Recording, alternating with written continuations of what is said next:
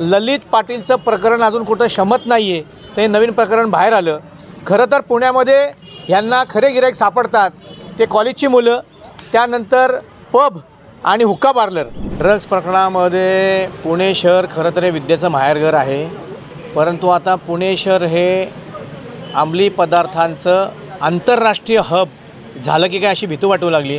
पुण्यामध्ये आंतरराष्ट्रीय पातळीवरचे विद्यार्थी शिक्षण घ्यायला येतात, मग त्यांच्यासाठीच का त्यांना डोळ्यासमोर ठेवून हा पुणे शहर आणि आजूबाजूच्या गावामध्ये ह्या ड्रग्सचं उत्पादन चालू आहे की काय। पुणे शहरामध्ये परवा 1850 किलो आणि देशाच्या राजधानीमध्ये काल 970 किलोचे ड्रग्स सापडले।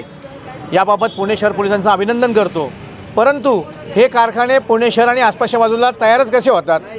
एक ठिकाणी MIDCमध्ये उद्योग खात्याकडनं वेगळ्या कारणासाठी प्लॉट घ्यायचे, त्याच्यावर कारखाने उभे करायचे आणि उत्पादन मात्र फक्त ड्रग्सचं करायचं।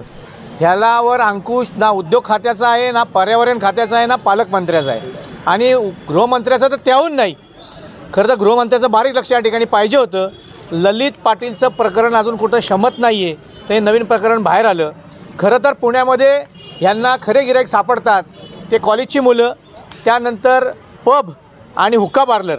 या पबवाल्यांना खरं तर आरोपी करणं आवश्यक आहे, कारण त्यांनी या ड्रग्सवाल्यांना हे हॉटेल आणि पब मोकळी वाट करून दिली आहे, ज्या ठिकाणी ही मुलं जेवायला येतात, ड्रिंक्स करायला येतात आणि त्या ठिकाणी त्यांना ही मुलं खिशात पुढे ठेवून त्यांना इझीप्रमाणे अगदी सहजरित्या त्यांना हे ड्रग्स विकले जातात।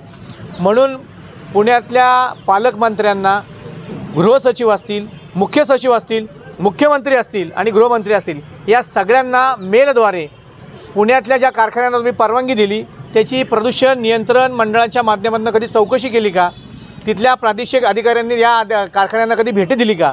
आणि त्या कारखान्यातनं जाणारं सांडपाणी जे उजनी धरणामध्ये जातं, भीमा नदीमध्ये जातं, त्यातलं जे प्रदूषण होतं, या बाबतीत या कारखान्यावर कधी कारवाई केली आहे का, असं आम्हाला या ठिकाणी विचारावंसं वाटतं। पुणे शहर हे विद्येचं माहेरघर आवर्जून बोलावंसं वाटतं, पण हे गुंडांच्या कारनाम्यामुळे आणि गुंडांचं अस्तित्व टिकावं म्हणून हे ड्रग्सवाले या गुंडांच्या माध्यमातून हा त्यांना रोजगार त्यांना उपलब्ध करून दिला की काय, अशी मागणी आम्ही सरकारला करतो की ह्या सर्वांवर कारवाई ही झालीच पाहिजे।